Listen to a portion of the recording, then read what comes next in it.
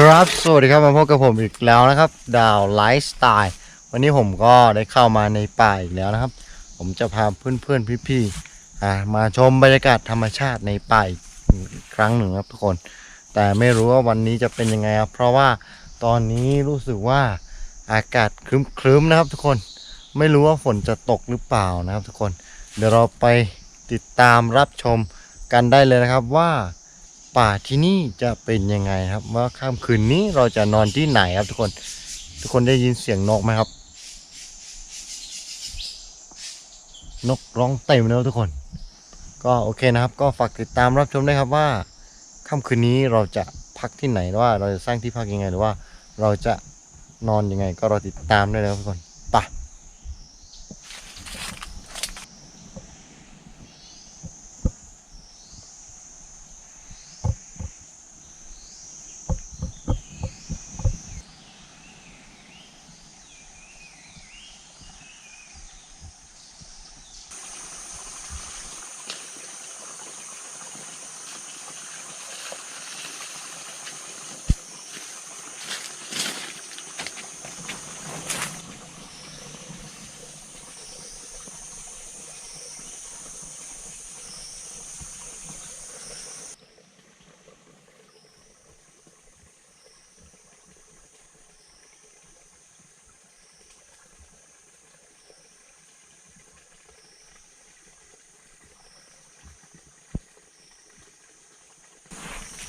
ครับทุกคนตอนนี้ผมก็เดินตามป่านะครับป่าที่นี่ค่อนข้างที่จะทึกอยู่นะครับเป็นป่าที่ร่มรื่นเหมือนกันทุกคนก็ต้องระวังนะทุกคนเพราะว่าช่วงนี้ฝนก็ตกอยู่นะครับทุกคนพายุก็เข้านะครับวันก่อนพายุเข้าฝนตกหนักแล้วทุกคนก็เมื่อกี้ผมก็เจอต้นไม้หักนะครับอาจจะเป็นเพราะลมครับลมที่มาจากพายุค่อนข้างจะแรงนะครับน่าจะพัดกินไม้แห้งตกนะครับทุกคนก็บรรยากาศที่นี่ก็ร่มรื่นทุกคนนี่ครับเราก็เดินตามลำห้วยนะครับทุกคนลำห้วยเล็กๆนะครับนี่ก็เป็นป่าใหญ่นะทุกคนวันนี้น่าจะเป็นตอไม้ไม่มีอายุหลายสิบปีนะครับทุกคนเห็นไหมครับค่อนข้างจะใหญ่นะครับนี่ครับทุกคนตอไม้ครับนี่ใหญ่มากครับ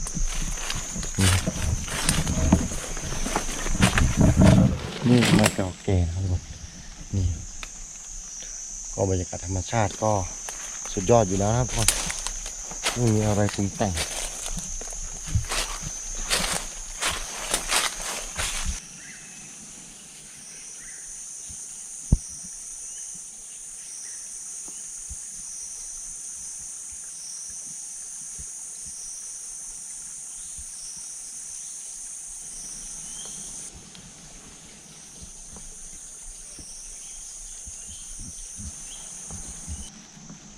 นี่แหละทุกคนก็ป่าที่นี่ค่อนข้างจะชุ่มชื่นอุดมสมบูรณ์อยู่นะครับทุกคนนี่ครับสังเกตได้เลยจากต้นไม้ครับค่อนข้างจะใหญ่มากๆครับทุกคนก็บรรยากาศดีนะครับก็ผมไม่แน่ใจว่าฝนจะตกหรือเปล่านะครับทุกคนการเข้าป่าแบบนี้ก็ค่อนข้างที่จะอันตรายนะครับเวลาเรานอนใต้ต้นไม้ใหญ่ๆแบบนี้เราก็กลัวนะครับกลัวว่ากิ่งไม้จะตกลงมาใส่เราก็อันตรายอาจจะเกิดอันตรายต่อเรานะทุกคนผมก็จะพยายามตามหาทำเลที่เหมาะสมกับกันนอนในค่ำคืนนี้นะทุกคนก็ไม่รู้ว่าจะนอนบริเวณไหนนะก็มาติดตามด้วยว่าเราจะได้นอนที่พักแบบไหนครับก็ที่นี่ก็ร่มรื่นอยู่แล้วนะครับทุกคนบรรยากาศก็ดีนะครับทุกคนโอเคนะครับเดี๋ยวผมก็จะเดินตามเหมือนกับว่าจะเป็นรอยเท้าของสัตว์ชาวบ้านผมรู้สึกว่ามันเป็นรอยเท้าของน้องควายน้องวัวนะครับเดินตามไม่แน่ใจว่าผมจะเจออะไรนะนี่แหละครับทุกคนสิ่งที่เราต้องระวังที่สุดครับเวลาเดินป่าคือว่านี่นะครับต้นไม้แห้งๆแบบนี้นะครับอันตรายนะครับเวลาเรานอนเราอาจจะเจอ กิ่งมันตกใส่เราก็ได้ครับ เพราะว่าช่วงนี้ยิ่งเป็นพายุเข้านะครับ ก็ต้องระวังครับผมก็จะพยายามหาสถานที่ที่เหมาะสมในการพักนะทุกคนเห็นไหมครับต้นไม้แห้งครับอันตรายครับค่อนข้างจะอันตรายทุกคนโอเคนะครับเดี๋ยวไปดูกันนะว่าบรรยากาศข้างหน้าจะเป็นยังไงครับทุกคนก็เป็นป่าหมดเลยนะครับข้างหน้านะครับ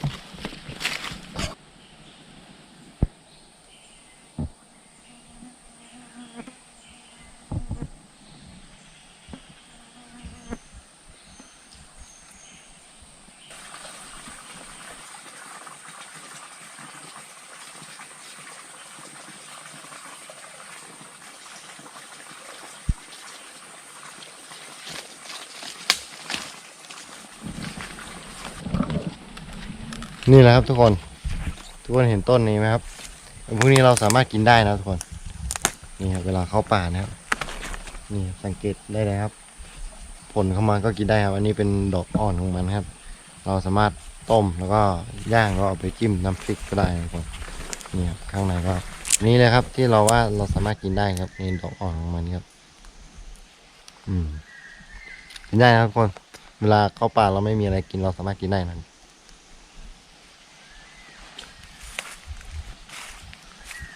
นี่ครับผมเดินมาผมก็เจอกิ่งไม้ตกนะครับ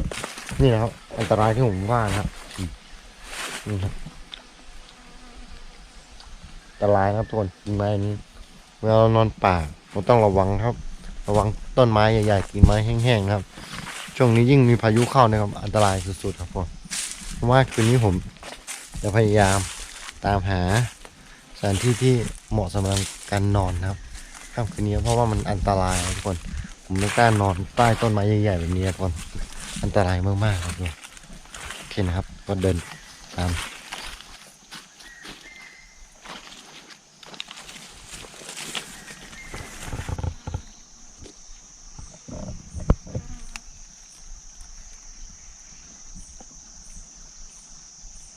นี่แหละครับทุกคนผมก็เดินตามรอยเท้าของสัตว์น่าจะเป็นสัตว์ของชาวบ้านนะครับเอามาเจอต้นกาแฟครับทุกคนไม่รู้ว่าข้างหน้าจะเป็นสถานที่ของชาวบ้านหรือเปล่านะนี่ครับมีคนปลูกกาแฟด้วยครับทุกคนแต่ถ้าผมเจอกระท่อมคงจะดีนะครับ เพราะว่าผมก็กลัวว่าฝนตกพายุถล่มนะครับ ถ้ามีกระท่อมนอนก็จะดีมากๆครับนี่ต้นกาแฟต้นสูงมากๆกาแฟที่นี่นะทุกคนนี่นะครับลูกมันก็สีแดงแบบนี้ครับนี่ครับ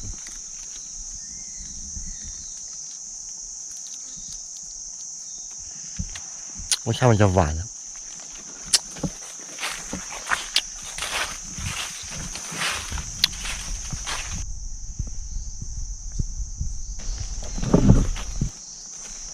นี่แหละครับทุกคน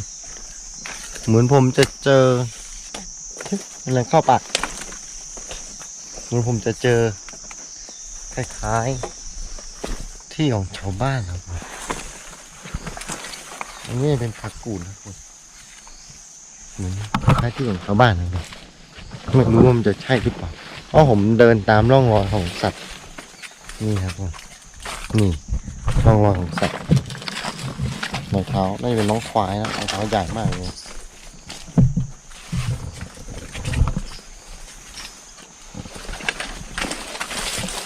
อันนี้จะเป็นใบลานนะทุกคนนี่ต้นใหญ่ต้นสูงมากครับ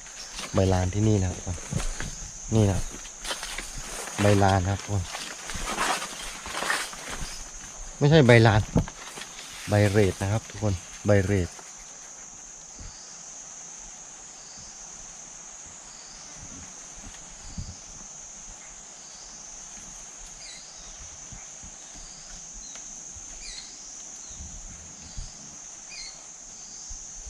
นี่ครับทุกคน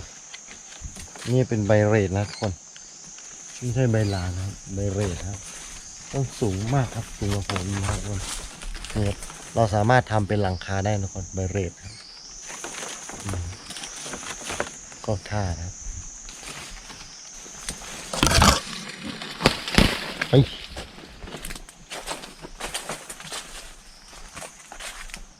ทุกคน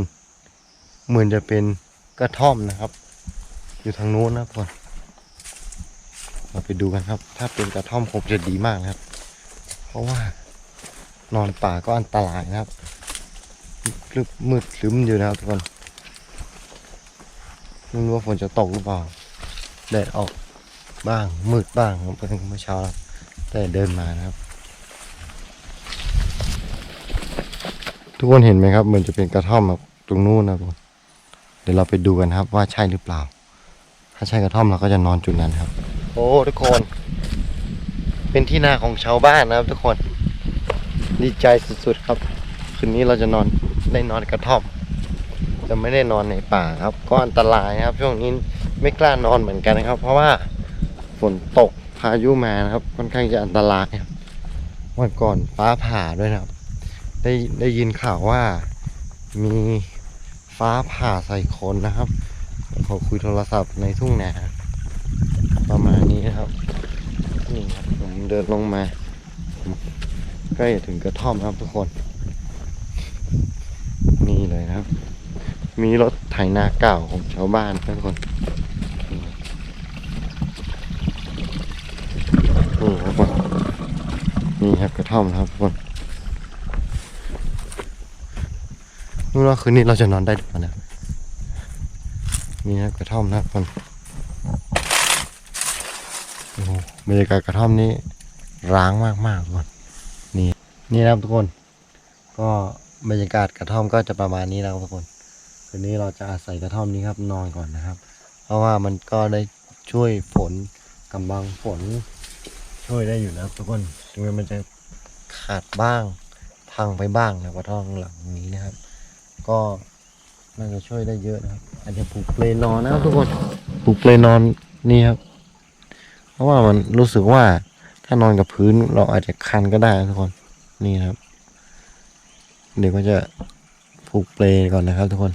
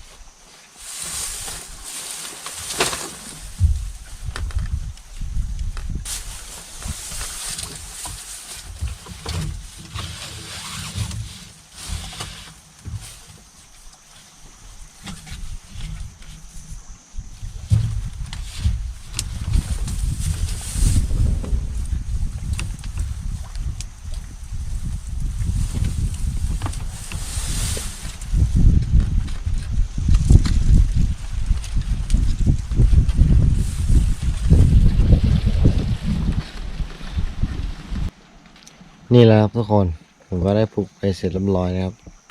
คืนนี้ต้องอาศัยกระท่อมนี่แหละครับทุกคนนี่ค่อนข้างที่จะร้างครับพังหมดแล้วทุกคนหลังคาทุกคนรูปไปหมดนะครับนี่ครับนี่คืนนี้เราจะนอนที่นี่แล้วครับทุกคนกระท่อมที่นี่แล้วนี่ลมแรงมากเลยครับตอนนี้ไม่รู้ว่าฝนจะตกหรือเปล่าครับอันนี้ลมค่อนข้างจะแรงครับก็เวลาตอนนี้ก็จะมา6 โมงกว่าแล้วทุกคนบรรยากาศก็เริ่มที่ครึ้มครึ้มครับไม่รู้ว่าฝนจะตกหรือเปล่านะครับคืนนี้ก็รอติดตามรับชมได้เลยครับคืนนี้เราจะนอนกระท่อมที่นี่นะครับโอเคนะครับ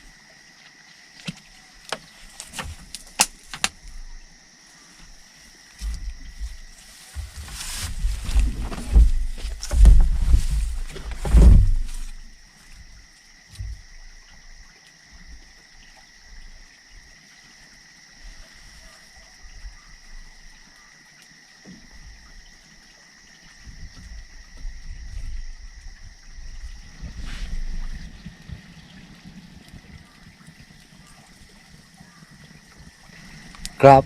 ทุกคนระหว่างที่ผมรอข้าวสุกนะผมจะย่างปลาพวกนี้นะครับปลาวงนะครับนี่ครับเป็นวงนี้ครับอันนี้คือปลาที่อ่าพี่นภัสส่งมาให้นะครับทุกคนนี่นะครับเราจะมาย่างกินนะครับในป่าว่ารสชาติมันจะอร่อยหรือเปล่าโอเคนะครับ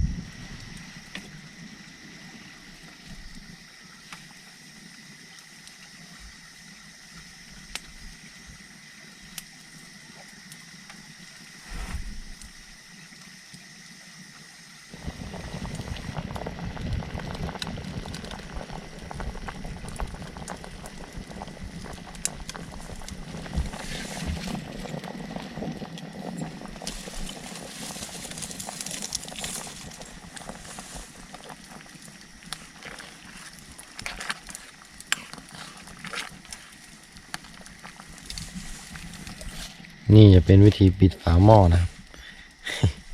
ใช้ใบตองใบอะไรก็ไม่รู้สามารถก่อให้ปิดได้ก่อนนะครับทุกคนนี่นะครับปลาวงของเราก็สุกแล้วครับทุกคนเดี๋ยวจะมากินข้าวครับก่อนที่มันจะมืดนะครับ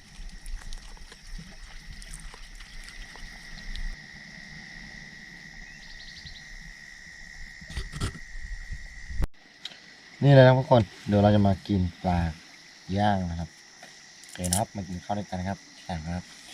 พระเจ้าพระบิดาเราก็ขึ้นรองสดนี้ทรงทรงนำลงกันอยู่ชีวิตเพื่อเรียนกันเดินทางแต่เข้าป่าปลอดภัยจากสิ่งชั่วร้ายต่างๆเราจะมาขอบคุณอาหารนี้เป็นสุดท้ายให้กินใช่เราจะชำระนิสัยของคุณเพื่อนครับอาเมนมากินข้าวกันครับข้าวสูงครับร้อนครับ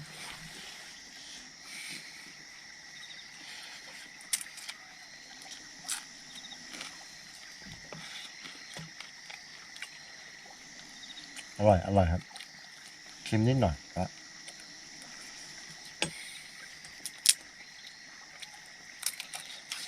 ต้องกินข้าวพอมืดแล้วครับ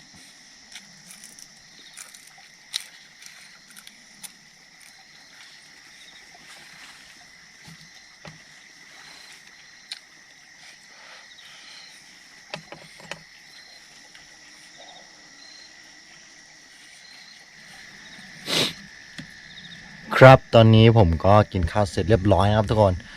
บรรยากาศตอนนี้ก็เริ่มที่จะมืดแล้วครับทุกคนก็ได้ก่อไฟไว้นะครับทุกคนตอนนี้ก็ขอพักก่อนนะครับกินข้าวเพิ่งเสร็จนะครับเดี๋ยวสภาพผมจะขึ้นไปนอนพักผ่อนบนเปลนะครับ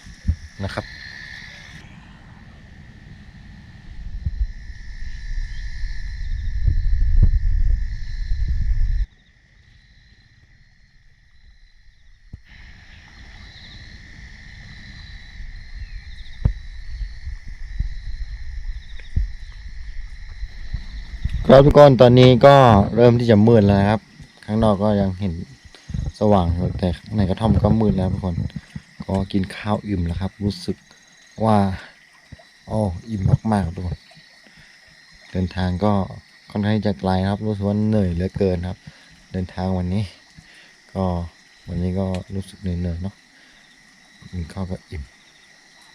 โอเคนะครับเดี๋ยวจะนั่งพักผ่อนสักพักนะครับเดี๋ยวถ้ามืดแล้วยังไงก็จะเตรียมตัวพักผ่อนก่อนนะครับรู้สึกอ่อนเพลียเหมือนกันครับทุกคนโอเคนะครับ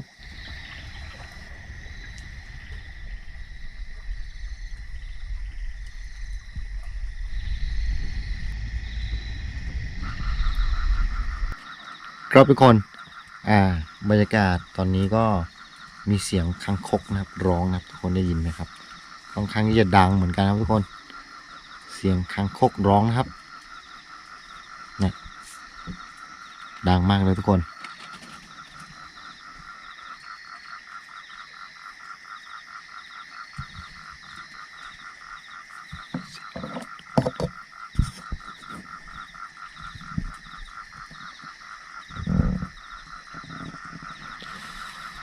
ครับทุกคนเดี๋ยวสภาพผมก็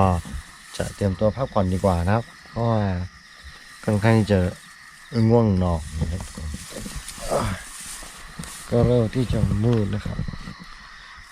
ก็จะพักผ่อนเดี๋ยวจะเก็บบรรยากาศให้อีกทีก็พรุ่งนี้เช้านะครับทุกคนก็การเดินป่าครั้งนี้ค่อนข้างจะเหนื่อยนะครับทำไมถึงผมมานอนที่กระท่อมนะครับ เพราะว่าวันก่อนนี้พายุเข้านะฝนถล่มนะครับ เวลาเรานอนป่านี่มันก็อันตรายนะครับ เพราะว่าเราก็ไม่รู้ว่ากิ่งไม้จะหักจะตกเมื่อไหร่เราก็ไม่รู้ครับเช่น ต้นไม้ล้มอะไรประมาณนี้ครับเพราะลมแรงมากนะครับวันก่อนนะครับเราก็ไม่กล้านอนในป่านะครับเพราะมันอันตรายต่อชีวิตของเรานะครับทุกคนเราก็เลยเดินตามรอยเท้าของน้องควายนะครับเดินไปเดินมาเจอสวนกาแฟเล็กๆนะครับในป่าแล้วก็เดินออกมาโอ้เป็นที่นาของชาวบ้านพอดีเลยโชคดีมากนะครับป่าที่นี่ผมไม่เคยมานะครับทุกคนก็เป็นครั้งแรกของชีวิตครับไม่ใช่ป่าในพื้นที่ที่ผมคุ้นเคยนะครับป่าที่นี่อยู่ในแม่ฮ่องสอนนะครับผมเดินป่าตั้งถิ่นครับตอนนี้ก็รอติดตามรับชมบรรยากาศพรุ่งนี้อีกทีนะครับผมนี่ก็จะพักผ่อนตรงนี้แหละครับทุกคนไม่ว่าจะฝนตกหรือว่ายังไงก็รอติดตามนะครับก็จะนอนหลับตรงนี้แหละครับทุกคนโอเคนะครับเดี๋ยวสักพักก็จะนอนแล้วครับโอเคนะครับรอติดตามรับชมได้เลยครับ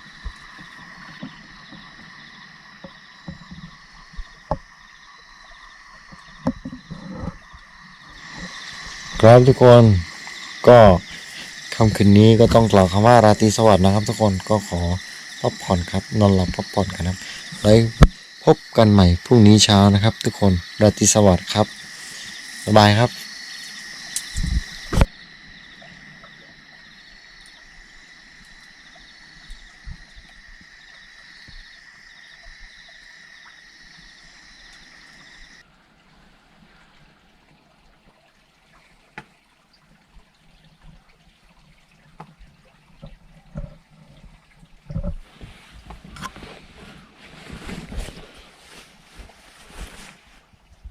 อรุณสวัสดิ์ยามเช้านะครับทุกคนบรรยากาศที่นี่ก็หนาวสุดๆนะครับเมื่อคืนนะครับก็หลับตื่นนะครับทุกคนก็เดี๋ยวเช้านี้ก็จะต้องเตรียมตัวเดินทางกลับนะครับเพราะว่าทางอีกไกลนะครับไม่รู้ว่าจะกลับถูกหรือเปล่านะครับทุกคนโอเคนะครับเดี๋ยวสักพักจะลุกแล้วครับจะตื่นแล้วครับอันนี้ยังอยู่ในเปลครับเดี๋ยวผมจะเก็บเปลแล้วนะครับทุกคนต้องเดินทางกลับนะครับ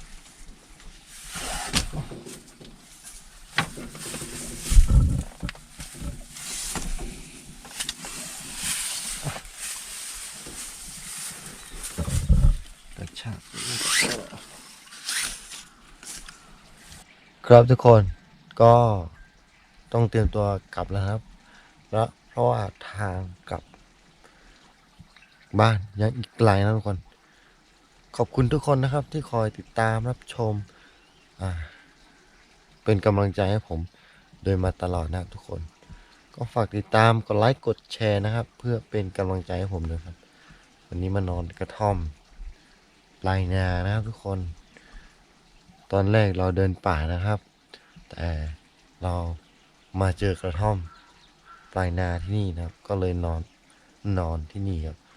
แต่ว่าอากาศนี่หนาวสุดๆเลยครับทุกคนโอเคนะครับก็ฝากติดตามกดไลค์กดแชร์เพื่อเป็นกำลังใจให้ผมด้วยครับไว้พบกันใหม่คลิปวิดีโอหน้านะทุกคนว่าผมจะไปที่ไหนนะครับไปทำอะไรนะทุกคนโอเคนะครับบ๊ายบายครับ